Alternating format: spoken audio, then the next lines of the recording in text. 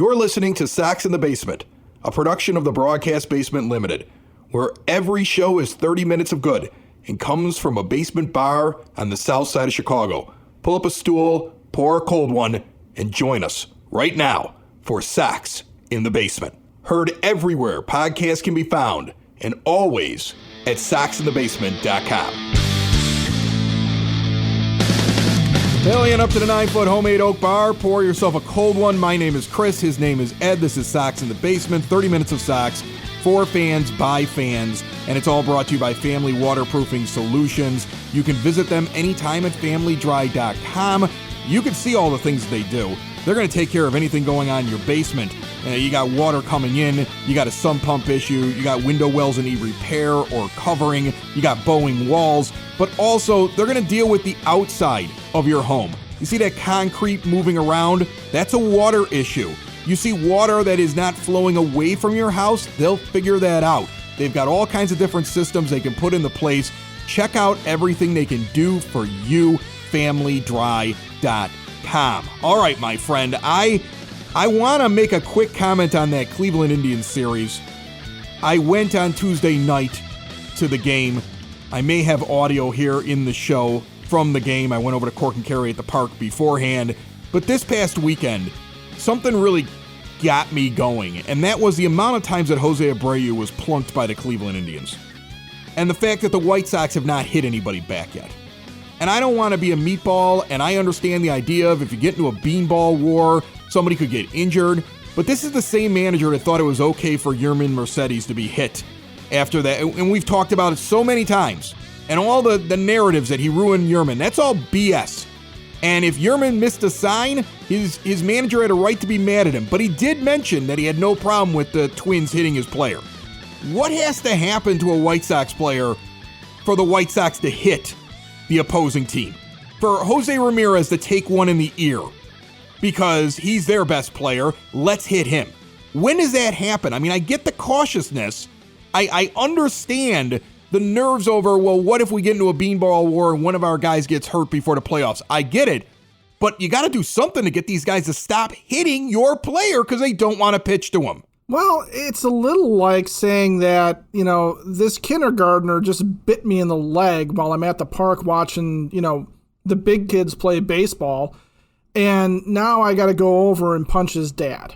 That's the equivalent of hitting Jose Ramirez at this point when the Cleveland Indians pitching staff is hitting Jose Abreu. I'm not saying it's excused, and I'm not saying that they shouldn't do something, but honestly, I think there's a huge difference probably in Tony's mind, in the player's mind, when you're dealing with a team like, say, the Indians, and it's Shane Bieber and Zach Plesac and Aaron Savali, and they're actual pitchers hitting him, or if it was the Twins when the Twins were competitive last year. If this is a team that you're actually worried about, I think you retaliate. I think when you have a situation like this with the Indians where they are headed down, where their pitchers are basically notorious for being, at this point, guys that can throw but not pitch, that you kind of look at it and maybe just go, you know what? It's not worth even getting back at them for this when, instead we can just, walk you off and throw the bat 55 feet in the air. I like your analogy, except if I had a kid on the playground walking up to me as an adult and biting me in the leg, and he did it repeatedly, and I kept telling the dad, will you control your kid? About the sixth time he bit me in the leg, I might punch dad in the face because he's not doing anything about it. But maybe that's just me. Maybe I'm a crazy person with a microphone. I did enjoy the Goodwin bat flip, though. Yeah. He threw that thing up to the second level, at least, depending on what angle you saw of the flip, to walk it off on Sunday and take that series. But I also enjoyed the emotion shown towards the Indians bench, and you had to search for it. But there was an angle on Twitter of him going down the first base line watching that ball go before he flips the bat. And when he flips the bat, the 4-letter F word comes clearly out of his mouth, looking towards the Indians bench, and the second word that came after it was not yeah. I think it was more like you. And I think it was directed at the Indians because this team was hot about what had been happening all weekend long with Abreu constantly down on his butt. I mean, they hit him in the head, Ed. I mean, that's something where you could have a concussion. that could be something where he's out for months. That could injure him for the rest of his life. We're talking permanent injury if it hits him in the wrong spot. So I think this team was mad. They had a chip on their shoulder, and I think if Lance Lynn is on the mound, he wouldn't have needed an order from La Russa. Somebody would have gone down on their butt. Well, there's that too. Although I honestly saw the Karinchak hitting Jose in the head live, and that of course is now memorable for watching Tony La Russa run out of the dugout. It was which brilliant. Will never not be funny. I loved it. The Benny Hill music behind it is my favorite video. People put all kinds of music behind it. I think mentally that's what I had in my head. But that was a situation, though, too, where what I thought was interesting there was, first of all, I don't think Karinchak meant to I don't think it was headhunting in any way, shape, or form. But the catcher's calling for high inside pitches, and his guy doesn't have any control. And I get that Jose Abreu has a hole in his swing, high and inside. But if your guy doesn't have any control, you can't keep calling for it when he keeps getting hit. See, that's the problem. If you can't actually make that pitch, then stop doing it, because you're putting it at the expense of his health. Well, and that's allegedly what La Russa said to the Indians catcher, to Perez, when they started their fight was, if your guys can't control it, stop calling it, and stop throwing at my guy. I know it's not intentional. I know you're not trying to hit him, but your guys suck. And that's the problem. But back to the idea of punching dad when the kindergartner is biting you in the leg multiple times. Have you noticed that Tito is gone under mysterious circumstances from the Indians for the rest of the season? Is it possible that Tony, took care of that situation in another way that we're never going to hear about? The dumbest thing you're ridiculous. I want to go through something that I found here. My little chart that I keep all the OPS splits. I try to use this to measure, whether or not guys should be in the lineup against left-handed pitching and right-handed pitching. And over the years here on Sox in the Basement, it's been proven to be a good indicator of what should be going on with lineup construction. And right now, I get it. Your team's got injuries. You're in the dog days. La Russa's got to make sure everybody gets a chance to play so they don't get cold. I understand what he's doing right now, but I just for fun sat down and worked out the best lineup against a left-handed pitcher and the best lineup against a right-handed pitcher right now and upon the return of the key players. So why don't we just skip to the return of key players? Although currently right now, I put Seby Zavala in there every day over Zach Collins, and I think he's going to lose his job because Seby is more valuable at the plate and defensively. In fact, Collins, I think, is about a half-game negative WAR, and Zavala's just about at a half-game positive, and he's only been here for about a couple of weeks. So that's going to be interesting because I feel like Collins is their future. They kind of want him to be the guy years from now when Grandal is done. But Zavala may be more valuable this year as the backup catcher. But before we get into that, let me give you just the quick rundown of these lineups, Ed, and then I want to hear your comment on it. Against lefties, if you were just going off of OPS, that's your slugging and your on-base percentage. That shows the amount of production you're doing at the plate. Against lefties, when everybody's back, Grandal would be your catcher, Abreu at first, Hernandez at second, Jake Lamb would be in at third base over Yoan Moncada, who's just average right now, and Lamb is crushing it against lefties. Tim Anderson would be the worst player in your lineup with a 685 OPS right now against lefties. Vaughn, Robert, and Engel would be in your outfield, all of them with OPS pluses over 900. I mean, all-star level out there in your outfield. And Jimenez would be DHing. He's in the 800s. In fact, everybody's in the 800s or 900s except for Anderson. That's your killer lineup. This is against lefties? Against lefties. And that's a little surprising that TA is that low against lefties. But nobody else in that. Well, Jake Lamb actually surprises me a little bit as a left-handed batter that he's doing well against lefties versus Moncada. That kind of strikes me as a bit of a surprise.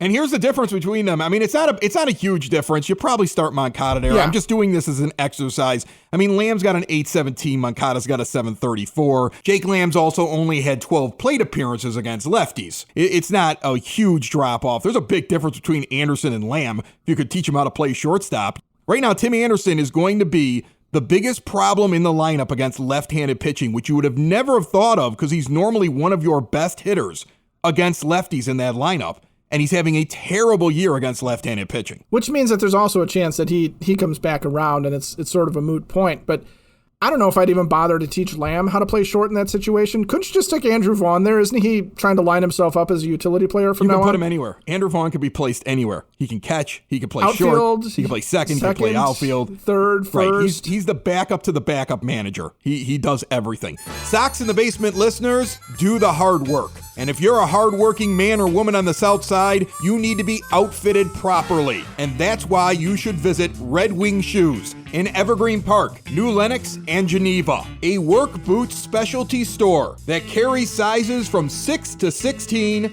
and feet as wide as 4E. A 115-year-old company that came out of Red Wing, Minnesota. And one of its largest stores in the entire Midwest is in Evergreen Park, Illinois, ever since 1976.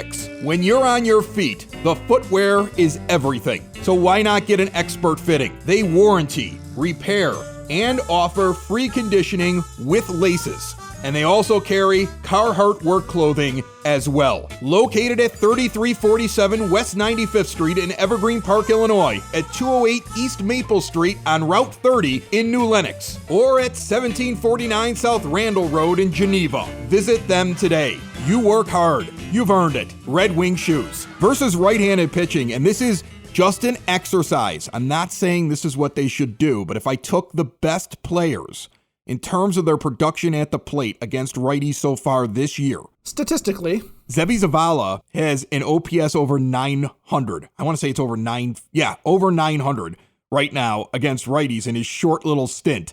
If he were able to keep that up, he would be better than Yasmani Grandal. All right. I mean, like I said, just an exercise. Gavin Sheets has a 925 OPS against righties compared to Abreu's 756. He'd be your first baseman. Hernandez would be at second. Moncada would be at third. Anderson would be at short. And then your outfield would have Goodwin, Robert, and Engel. And Robert would be the worst of the three. Brian Goodwin right now, his splits are insane. 937 all-star level OPS against righties. 318 against lefties. You wouldn't even put him near the plate. And then Eloy Jimenez, just a touch shy. And I'm looking at his 2020 numbers and his career numbers to figure out him, because he hasn't played enough yet this year to figure out what he would be. He's your DH as well. Now you could move all these guys around, but these are the guys who would be the top 9 in your lineup. You would actually have Abreu and Vaughn and Grandal all the bench against righties. Now, I'm not saying you do that, but it shows you the embarrassment of riches when it comes to guys that hit against right-handed pitching. But if you take, Ed, this exercise and you pick the best guys on your team to go out and hit, you would have 2 guys that would not be able to make this roster if you had a bench of 4, which is what you generally have, right? You generally have a bench of 4 guys. Yeah. 13 players, 13 pitchers, 9 are on the field. That means 4 players on the bench. And if you did that, there'd be no room for Billy Hamilton or Leury Garcia, because neither one of them are good enough to make it into the best lineup against lefties and the best lineup against righties. It doesn't mean they're not valuable, but it's kind of funny. When I did the exercise, I ran out of spots for those 2 guys, which means there's a roster crunch coming. It's actually here right now, and it's just going to get worse. Well, so I was texting with somebody who was going to the game on Sunday where there was a to-be-determined starter, and they were texting me Saturday night. They were looking at it and going, well, wait a minute, why is Kopech warming up? I thought he would start. God, we're not getting Ronaldo. And I said, no, you're going to get Jimmy Lambert, and someone's going to have an injury. And sure enough, right before the game, Billy Hamilton's lat hurts, and now he's on the IL for 10 days, and here comes Lambert. I think the roster crunch for right now, what's going to be interesting is going to be watching Rick Hahn use the injured list as a way to sort of rotate guys around and figure out who's going to stick. Because come playoff time, you're going to have to weigh Billy Hamilton as a defensive outfielder and a pinch runner and a guy in the late innings who you want starting on second base or whatever. But you're going to have to weigh that against, say, Jake Lamb and his ability to hit and be one of those guys, like you said, that from an OPS standpoint, statistically, should be in the lineup against certain pitchers.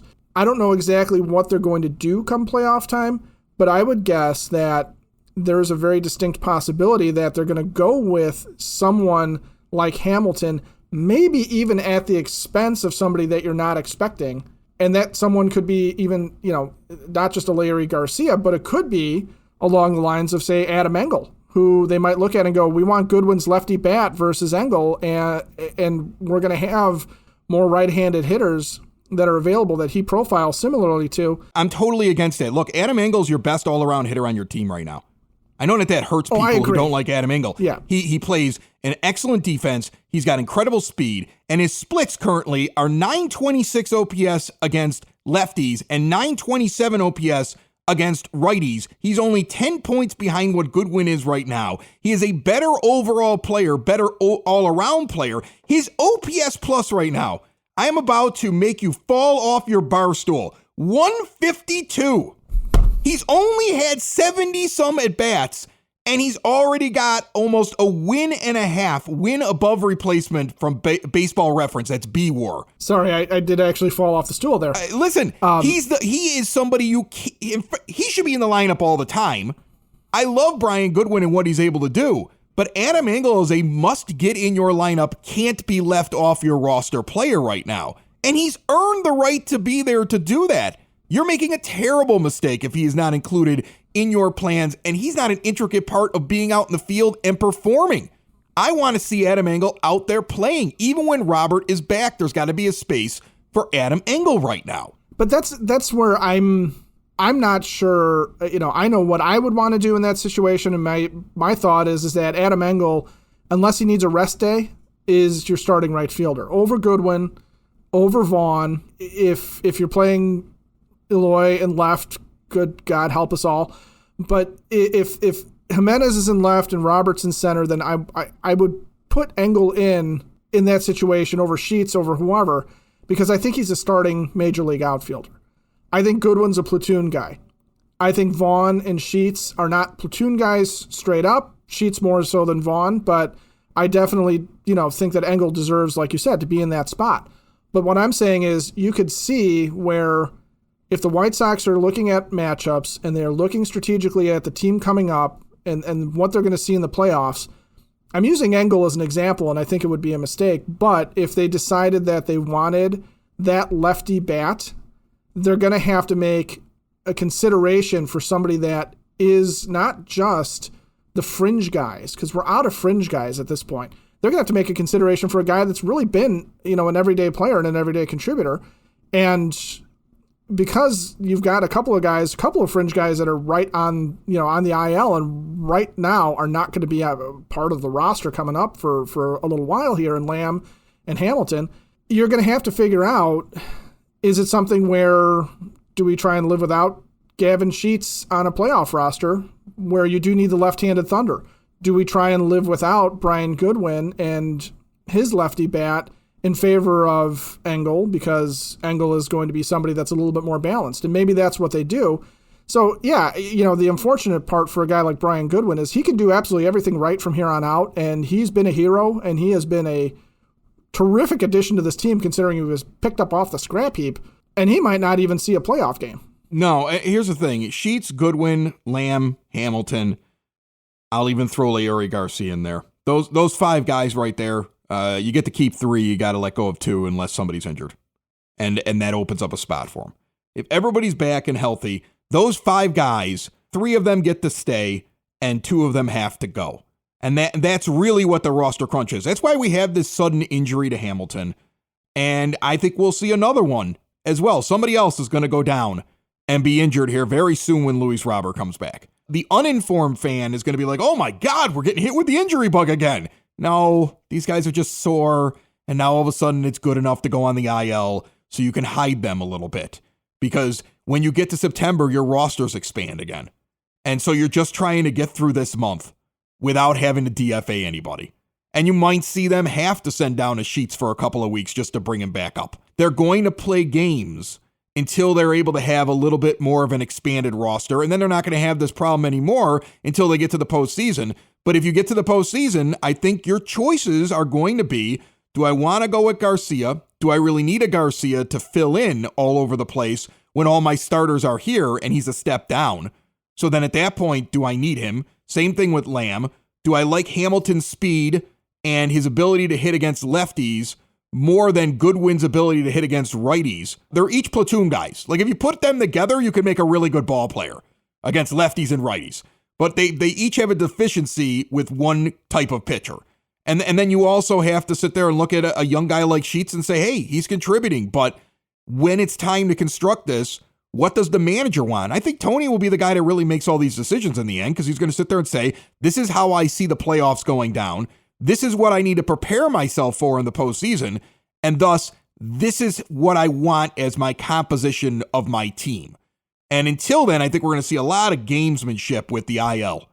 For the next couple of weeks, just expect guys up and down and Robert being delayed until they're absolutely sure he's ready to come up, and then get him up here and get him some at-bats. And they're babying Eloy Jimenez right now, but they're not going to put him back on the IL, even though he's been sitting out for days. I mean, like, this is the way that things are kind of going right now, but there is going to be a crunch at some point. At some point, some of these guys who have been helping you out an awful lot will not be on this team in the postseason.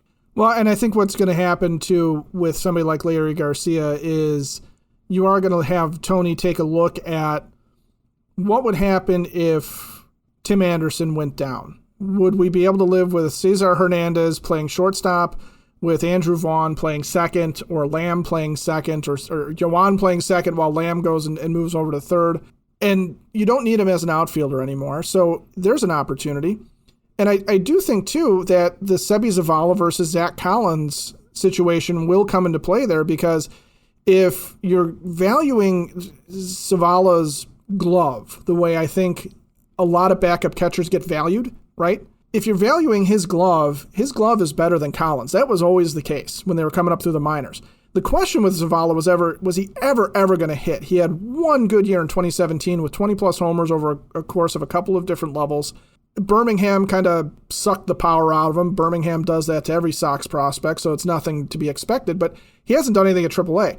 If that Zavala from 2017, 2018, where he was a pretty decent hitter and he was a good glove guy, is real, and if he keeps doing it, that makes an interesting impact too, because one of the things that I think Tony likes about Collins is the lefty bat. And he's not been a very good hitter, but he gives him that, potential lefty power that you wouldn't necessarily need with a Jake Lamb then, if you've got Zach Collins that you can bring in a pinch hitting situation or something like that. It's hard to use your backup catcher, but still.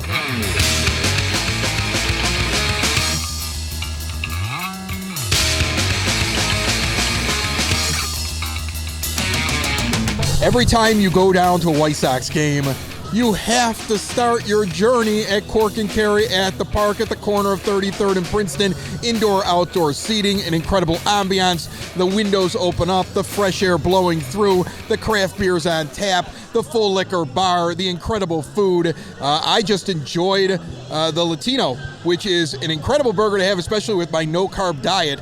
Bill Guidey laughed at me. He's the owner of Cork and Carry. He wanted me to taste new beers that are walking into this place. You're always updating the beer list, right, Bill? Yeah, you got to keep it fresh and interesting for all the beer aficionados, White Sox fans. Yeah. Not just, of course, Goose Island, but everything else. A great summer. You got to be excited after years of watching this team not do very well. You got a winner here. That's right. You're right in the shadow of a winner. It's going to be a fun next couple of months for you. Are you excited about it? At what point do you think that Fox reaches out and asks if they can put a camera inside of the bar so they can watch people celebrate during the postseason? Right. Let's hope. Come on, Chris. We're Sox fans. Let's not count the chickens before they're hatched. All right. Listen, I want to ask you, though, about the team, all right? What's your biggest moment? Your player that came out of nowhere. What is the thing that's happened this season that has you hoping for that postseason and that long run in it? The thing that I really like, I think, is it's the hungry veterans. It's Lance Lynn coming in as the workhorse, and he's also, I think, setting the tone in the clubhouse. And the young guys, it's a good mix of veterans and young guys, and the young guys are following suit. I think they're just, they're paying attention to how he approaches the game and how he does everything professional. And for instance, I think Andrew Vaughn is just taking a page out of his book, really. It's all right. I'm going to walk through your bar. You got a lot of happy customers here. They're all chowing down. They're enjoying the music. I'm going to ask them the same questions. We'll see how they do. And remember, folks, 33rd and Princeton, get out here. They're open when the games are going on. They're open when the games are not going on. You can watch the road games from here. You can watch the home games from here. You can pre-party, post-party. Bill, This place is always awesome every time I get here. Thanks for having me over. Thanks for stopping in and always doing what you do. Keep up the great work, please. What's your name, man? Tim. All right, Tim, first off, the biggest thing that you have enjoyed the most about this season, if it's a player, a performance, a game, what has been like the thing so far that has made you just go, wow, and I'm excited? Well, I'd have to say it's probably the pitching this year. It's probably held up. So the hitting will come around, but the pitching is really kind of what's going to bring us into the playoff season. So that's crucial. Cool, man. Well, thanks for hanging out. And how often do you pre-party at Cork and Carry? Every time we come down. How you doing? Good, good. What's your name? My name is Sam. Sam. All right, Sam. We're sitting here at Cork and Carry. You got 2 buckets of beer sitting here. You're ready to go into the ballpark tonight. What has been the big thing? The one thing that has happened this season, the performance, the player, what has stood out to you the most if you sat there and said, wow, makes you feel best about this team? Like, what has stuck out to you? It's got to be the resiliency, right? They kind of have an FU attitude. Like Goodwin said the other day, they're just dogs. When you think about dogs and you go to the next level, they're the dogs. And it's just crazy because, it almost feels, a lot of people joke about Tony La Russa voodoo magic, but it does feel like that because no matter the lineup they run out there, I mean, man, you got Goodwin hitting walk-offs, Sheets hitting walk-offs. It's just something different every night. The Abreu grand slam a couple weeks ago that sent the proverbial roof off the place. It just has that feel, and that's what's got me hyped. You're gonna have to make a tough decision now. All right, we're talking about the roster crunch this week, and I'm gonna give you a list of names of guys. 2 of them you have to take off your playoff roster. This is assuming everybody's back and everybody's healthy. Division Series roster. All right, here we go. Out of Hamilton, Goodwin, Lamb, Sheets, we'll even throw in Larry Garcia and Adam Engel. Which 2 players do you leave off in the playoffs? I think you got to leave off Sheets for the sole fact that right now he can only hit, I don't know the split exactly, but he can only hit one arm.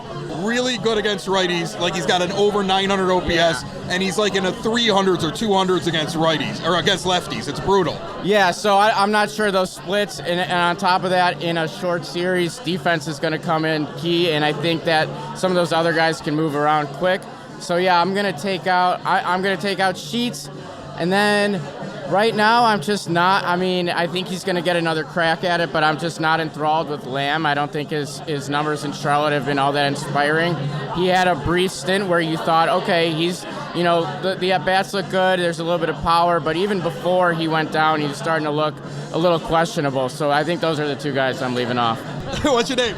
My name is Alex. I'd like to answer your first question about what singular moment from this season has made you believe in this team more than anything, or something to that effect. The last doubleheader that I was at was against the Kansas City Royals, and it was the game where Jose Abreu collided with the first baseman who was running right into him. It was completely unfathomable.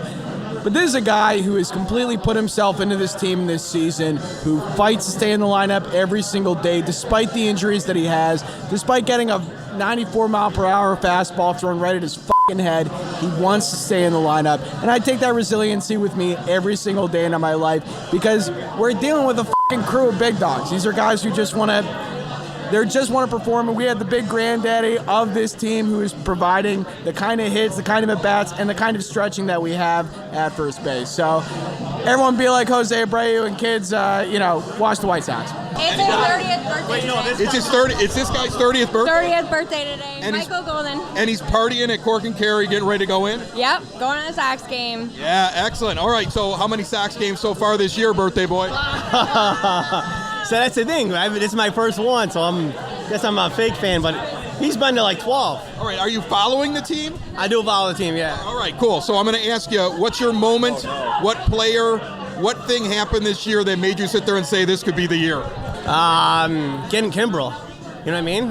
Getting Kimbrel? Yeah. Once the bullpen got a lot stronger, I think this is the year we can do it. Happy birthday, by the way. 30 birthdays, 30 beers tonight? Yep. Right. That's why they made light beer. But I'm telling you right now, I feel like Zavala's going to beat out Collins. And then I also think that you're going to see a whittling down of these outfielders. But don't touch my Adam Engel, man. Adam Engel belongs out there. Adam Engel's crushing it. Adam Engel's kicking butt. Adam Engel is everything you could ever dream Adam Engel of being. He showed it. He showed it to you in the shortened season in 2020. All of a sudden being able to hit right-handed pitching. In 2020 with an 837 OPS, his career numbers were below 600 against righties. But now if you look at his 2020 numbers and now you look at what he's doing coming back at 2021 against righties with a 927, if he continues to do that and he's killing lefties as well, this guy, he should be starting in playoff games. I can see him starting in playoff games out there. I'd be upset if they weren't noticing what they've got in this guy.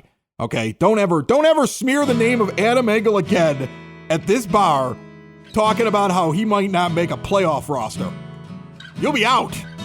All right, I shall not take thy Adam Engel's name in vain. That's right. Don't do it again. Let it be said, let it be written, and also... Now punish yourself with a shot of Malort. Oh, no. No, not the Malort! That's what you get! That's what you get! Sox in the basement. Sox in the basement. Sox in the basement. Sox in the Basement. Heard everywhere podcasts can be found, and always on soxinthebasement.com. And of course, after all of that, the last 30 minutes, TA rips apart left-handed pitching, 3 for 4, 3 RBIs, and a bomb, and Adam Engel goes 0 for 4. That tracks. What's your problem? Can I have another beer, please?